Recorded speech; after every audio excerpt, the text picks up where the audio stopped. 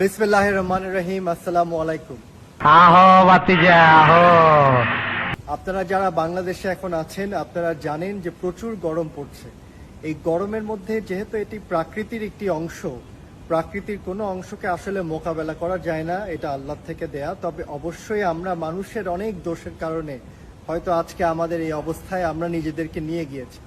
আমি অনুরোধ করব আপনারা যারা বিভিন্ন শহরে থাকেন, আগামী 7 দিন হয়তো আপনারা এটা অনেকে আগের থেকেই করে থাকেন, তারপরেও আমি মনে করিয়ে দিতে চাই আগামী 7 দিন এই গরমের সময় আপনারা আপনাদের বাড়িতে কিছু পানির বোতল মজুদ রাখবেন এবং সাধারণ খেটে খাওয়া মানুষ যাদের কোনো উপায় নেই, একজন রিক্সাওয়ালা, একজন দিনমজুর বা আপনার বাড়ির সামনে রাস্তায় রোদের নিচে পুড়ে যে মানুষটি কাজ করছে, অন্ততপক্ষে এই ভিডিও শেয়ার করে অথবা আপনাদের মানুষ আপনারা যারা আছেন সকলকে জানিয়ে অনুরোধ করে আপনারা এরকম পানির বোতলগুলো যদি মজুদ রাখেন, কেউ যদি আসে তাকে অবশ্যই বিনামূল্যে এই পানি খাওয়ায় অন্তত পক্ষে আমরা মানুষকে একটু হলেও সহযোগিতা করতে পারি।